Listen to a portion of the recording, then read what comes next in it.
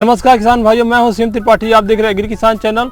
किसान भाइयों, आज हम बात करेंगे धान के फॉल्स स्मेट के बारे में, जो इस वर्ष ज़्यादा लगा हुआ था। तो हमें वीडियो पहले बनाना चाहिए था, लेकिन हम इसको समझ नहीं पाए कि ये बीमारी इतने हद तक की लग जाएगी, जिससे हमारे किसान भाइयों को ज़्यादा घाटा हो जाएगा। तो किसान भाइयों, हम देखे हैं, सर्वे किए हैं, देवरिया ज़िले से लेकर के बस्ती ज़िले तक ये बीमारी ज़्यादा पाया गया कि इस क्षेत्र में इस साल ज़्यादा बीमारी ये पाया गया है। इसीलिए हम इस वीडियो को शूट कर रहे हैं ताकि हमारे किसान भाइयों के खेत में अगले वर्ष ये बीमारी ना लगे। तो किसान भाइयों, हम बात करते हैं इसके सिम्टम क्या होते हैं, इसको आप पहचानेंगे कैसे और नियंत्रण कैसे करेंगे। बहुत ही अच्छी दवाइयों को लेकर के हम आए हैं। तो किसान भाइयों, इसे ज़रूर देखें। प्रारंभिक अवस्था में बीमारी का पता लगाना बहुत ही मुश्किल होता है, क्योंकि फंगस के स्पोर बहुत ही छोटे होते हैं। जैसे जैसे ये बढ़ते हैं वो एक स्मट बॉल का रूप धारण कर लेता है और जो एक पतली पन्नी से ढका होता है। जैसे ही दिन बीतता जाता है वो पन्नी फट जाती है और उससे हल्दी के रंग के मतलब पीला धूल उड़ने लगता है, जिससे बीमारी और फैल जाती है।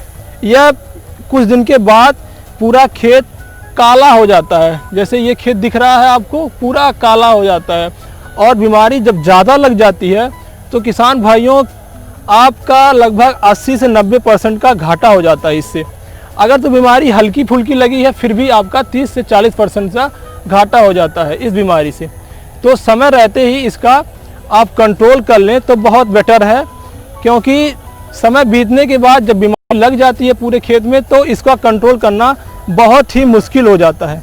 किसान भाइयों, अगर तो आपको लगता है कि ये बीमारी आपके खेत में लग गई है, अगर तो पूरा प्रभावी ढंग से नहीं लगी है, तो आप कॉपर हाइड्रोक्साइड का छिड़काव करवा दें तो ये बीमारी बिल्कुल ही रुक जाएगी। अगर तो आपके खेत में बीमारी लग गई है किसान भाइयों, तो इसे सही तो नहीं किया जा सकता है, लेकिन इसके प्रभाव को कम कर दिया जा सकता है। उसके लिए हमारे जो वैज्ञानिक है बहुत ही अच्छी दवा निकाले हैं, जिसका नाम है, जो पहली दवा है वो है एजॉक्सीएस्ट्रोबिन 18.2%। इसके साथ आप डाइफेनाकोनाजोल को 11.4% मिला करके छिड़काव करेंगे तो ये बहुत ही प्रभावी ढंग से काम करता है। अगर तो ये अच्छे से काम नहीं किया, तब उसके बाद आप क्या करेंगे, जो दूसरी दवा है ये उससे भी बेटर है, प्रोपिकोनाजोल 25 EC। इसके साथ आप एजॉक्सीएस्ट्रोबिन 25 EC का छिड़काव करवा दीजिए, तो ये बीमारी निश्चित रूप से कम हो जाएगी।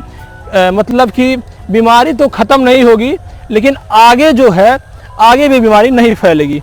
अब इसके अलावा किसान भाइयों, आप क्या करेंगे जिससे ये बीमारी लगे ही ना आपके खेत में, जो कंडुआ का बीमारी है।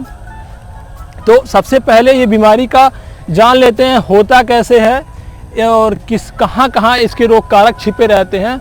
इसके रोग कारक आपके बीज में हो सकते हैं, सॉयल में हो सकते हैं और हवा में हो सकते हैं। तो हवा में है तो इसका एक ही दवा ही है, रेजिस्टेंट वैरायटी बोएं, जो आपको हम स्क्रीन पे दिखा रहे हैं। ये वैरायटी रेजिस्टेंट है इस बीमारी के प्रति। अब दूसरी बात, सॉयल में है तो सॉयल ट्रीटमेंट आपका बहुत ही ज़रूरी है।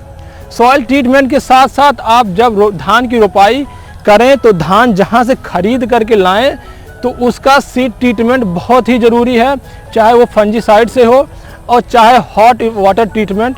हॉट वाटर ट्रीटमेंट में ये होता है कि 52 सेल्सियस तापमान पर उस धान को आधे घंटे के लिए रख दिया जाता है, जिससे फंगस के स्पोर मर जाते हैं और धान में ये बीमारी नहीं लगती है।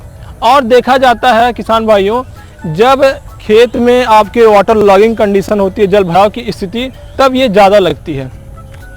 तो धान में जल निकासी का व्यवस्था ज़रूर रखें कि जल का व्यवस्था कहाँ कैसे किया जाए, वो आप उनकी व्यवस्था ज़रूर करें। और संतुलित यूरिया का प्रयोग करें, क्योंकि यूरिया के ज़्यादा प्रयोग से ये बीमारी ज़्यादा फैलती है। तो किसान भाइयों, उम्मीद करते हैं आपको ये दवा और ये बीमारी का ज्ञान समुचित हो गया है। तो किसान भाइयों, अगर तो आपको ये वीडियो अच्छी लगी तो लाइक, सब्सक्राइब और बाजू वाली बेल आइकन को ऑल ज़रूर करें। बहुत बहुत धन्यवाद।